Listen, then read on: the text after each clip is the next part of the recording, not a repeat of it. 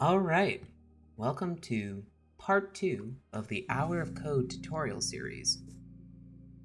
This one will be focusing on moving platforms and checkpoints, loops and Boolean variables in Unreal Engine. Now I will have this linked in the description. I'll be using the student guide, and I'll be walking through that. This is a redo of a video because I thought I could make it cleaner, so I decided I would just go through and fix it up. So in this activity, we're essentially just gonna walk through and we're gonna learn about moving platforms and whatnot.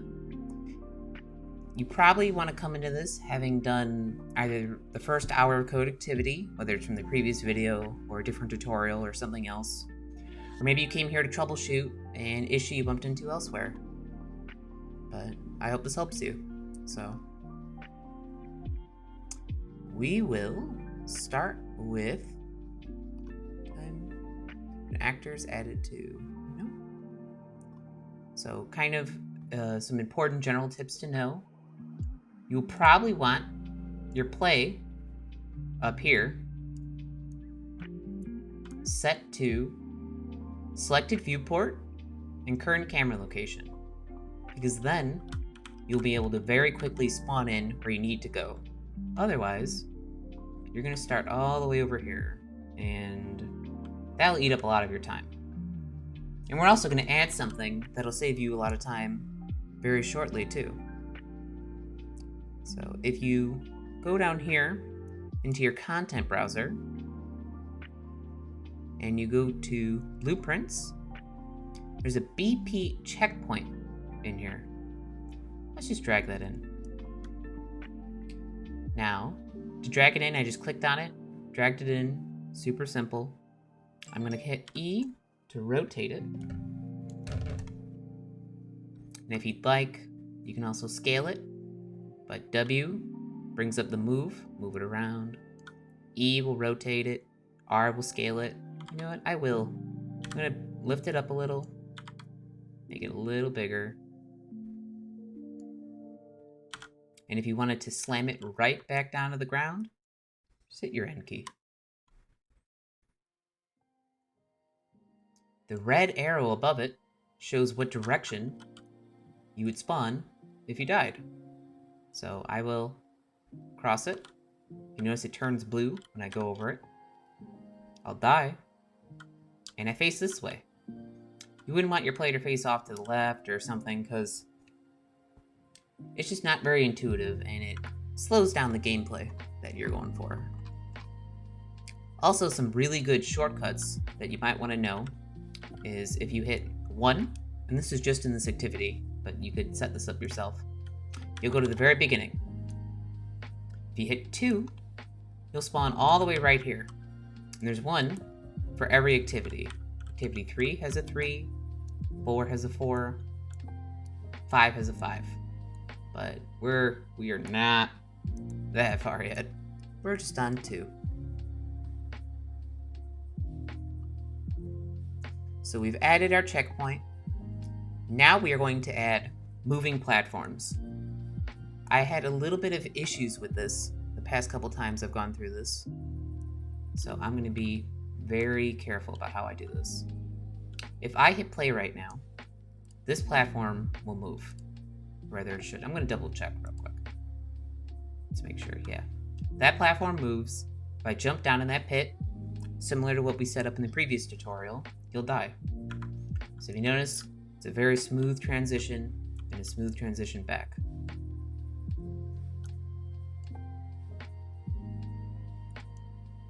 Let's actually take a look. I know they don't say to, but I want to see if this sequencer is there. How can I look at this? Browse to asset. So they have way more frames than what they initially recommend in here. And just so you know, all I did is I clicked this, I right-clicked it, and I browsed to asset. That brought it up, and then I double-clicked it. You would think it would open up right away, but all I did is and this would just depend on the order you've done things.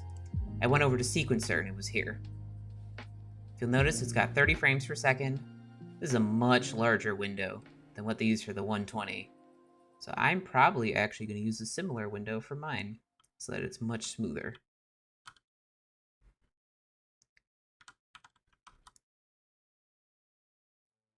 These like 290. Good to keep in mind.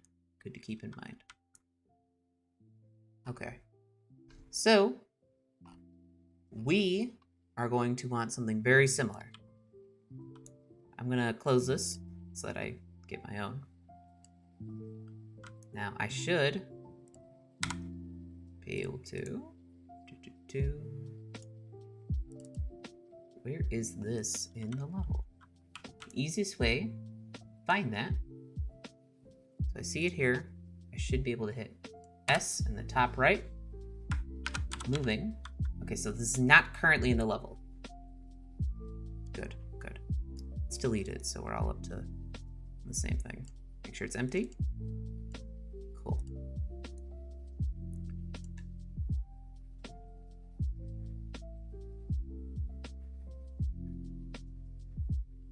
Maybe I won't delete it. Okay. Delete it.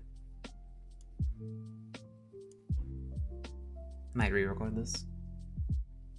So instead of restarting, I'm going to hit place references. It wants me to replace it with something. So I will not delete it. But for all intents and purposes, this is what we will be making very shortly. In order to add this right here, you would go to Add, Animation, and you would want to add a level sequence. Here we go. Let's just make a new one. Let's just make a new one. New S moving platforms. I will name it. Just make it clean. Now, if I double click this, pulls it up, I will drag it in right here. Now, just to kind of save ourselves a little bit of time, because it will cover this in a little bit, you will want to automatically play this, which means that as soon as the level starts, your sequence will play. You want it to loop indefinitely, because then the platform will move to a spot, come back, move to a spot, come back, and you want it to be nice and smooth. Now, well, the order of operations will be very, very important here. We're going to use keyframes to decide how many frames in and when something should move. So let's go to static meshes, pull out a floating island. I plan on animating a couple different kinds of floating islands in order to show the differences that you can do. Because there's a couple different kinds you can do. Okay, so this won't hit anything. Try and avoid any weird looking geometry. Make like one more.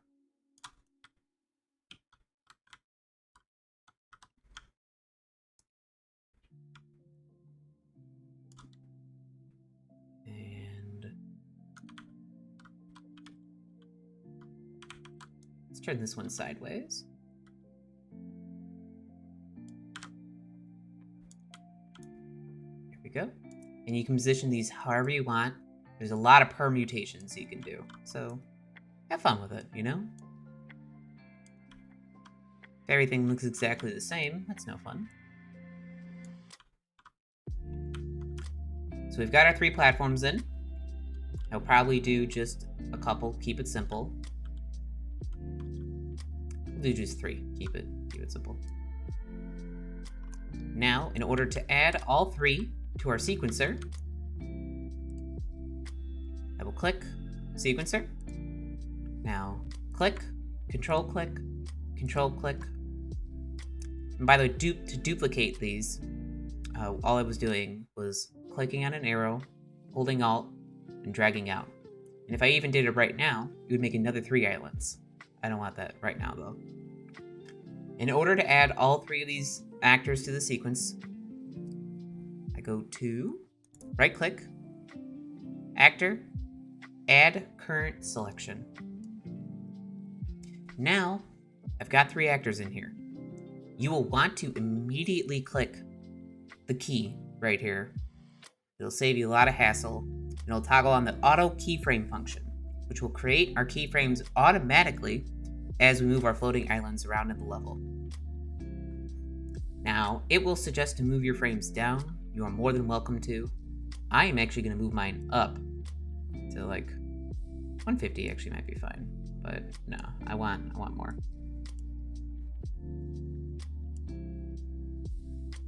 Okay, there we go. Make it a little bigger. There we go. I'm gonna do 165. I want a nice smooth thing. So remember, time first, location second. And what I mean by time first, location second, and keep in mind this will loop. So if you want it to look smooth, you want the starting position somewhere near the beginning and somewhere near the end. Otherwise, it'll teleport and it'll look all kinds of jittery. So click here, add a transform. Now we're gonna go, let's try going like 30 forward. I move the playhead first, as you noticed. Move it up. Hit right here again. Move another 15. Let's go to 60. Why not, right? We'll do 30 per thing. If we're doing 30 per thing, it makes more sense to have this 150. Okay.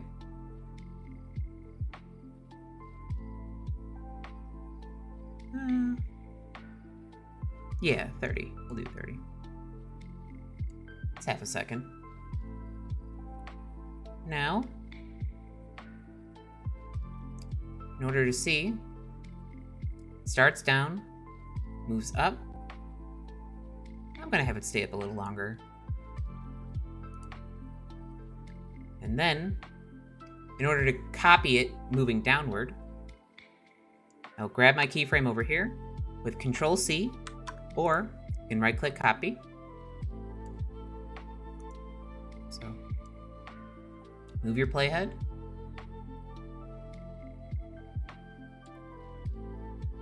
Right click, paste transformed out location. This will give you the most information possible.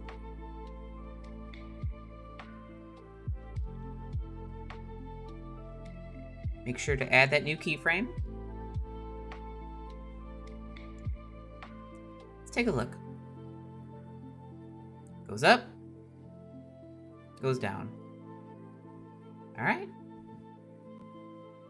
So, this, you got to keep the timing in sync for all your platforms. It's very important. So this probably be, this one goes up and down. Let's have this one go side to side, we'll say. I feel like for it going side to side, it makes more sense for it to be like this.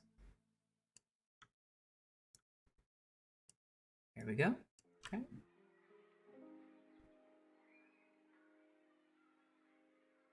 Oh, this will work out perfectly. We'll cover our 3 types. And you'll get to see 3 examples of platforms. Move this over a little. There we go.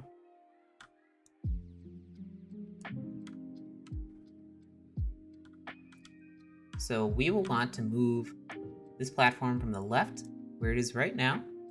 So click it. It's at 30. Hit that transform. It's 60. We will still want it where it is. At 90. we will still want it where it is. And at 120, we're going to move it away to over here, let's say. Add that keyframe. And now, so you don't see a weird teleport, you'll copy, Control C, bring it back here. We're just gonna paste it right here. Paste, transform dot location. Let's make sure this looks good before we continue. Okay, so at 0, comes, stays over for a good long time. And then it goes over here.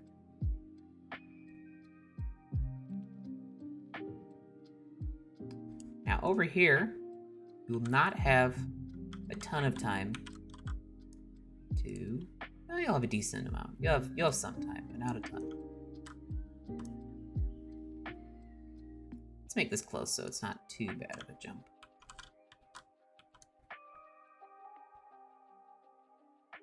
Store the transform right here. We'll store it at the beginning. Now at 30, we want to move it to the right and down. And if you look, this line even shows a little bit of a preview. I'm even gonna move it a little bit this way. Why not?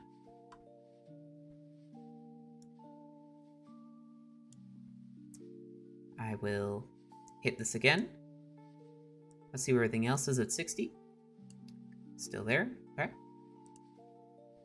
At 90. Still there. Okay. 120. Everything starts to move back at 120. So, grab our keyframe. Go over here. Right click. Paste. Transform dot location. And now this should be our smoothest one yet.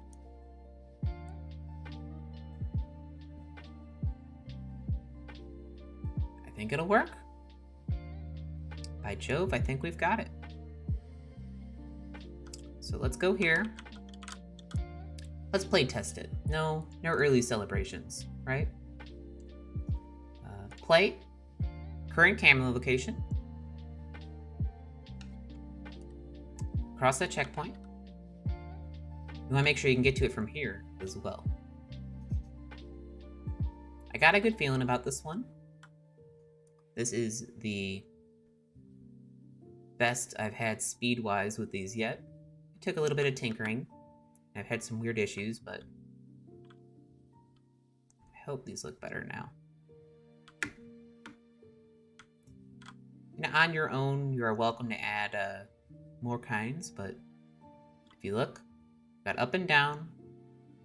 You don't have any weird speed issues. You lingered in an area long enough. This one over here might be a little hard to make. Nope. Nice. If you have your platforms go too fast, and whether this is on purpose, like a design thing you do or not, you can run into some weird collision issues. And actually, a little bit of a bonus tip I learned while going down a rabbit hole of trying to fix things is right now I'm in the window. My mouse cursor is focused on the viewport. I'm going to hit the tilde. It's right below your escape on most keyboards. And that'll pop open the console. It's purely optional, but just kind of something interesting I learned. And you're going to type in show collision. And if you hit tab, it'll actually fill in the rest if you type in enough. And you can take a look at your collision while playing. And there's a lot of other options you can do, but I was looking through seeing what might be colliding into what. I think I was colliding with assets that are from the other project. So I think that might be what happened. But if you look at the blue, and you can see what's going on. You can see the cylinders on your own character. And it's pretty cool. Even on the checkpoint, if you notice, we've crossed a checkpoint. There we go. And, like I talked a little bit about before, you want to make sure you can go back and forth. Wow, these are the smoothest yet. I'm actually pretty proud of how smooth these ones went up. Kind of just want to keep going back and forth. But that's not very fun to watch. So let's watch the rest. Whoop! Yep. And if you noticed, I spawned at the checkpoint. So that's good. So now we're gonna cover the last little bit they've got here. We've covered keyframes, we've covered speed, we've covered going up and down, side to side, and going angles. It loops, it auto plays.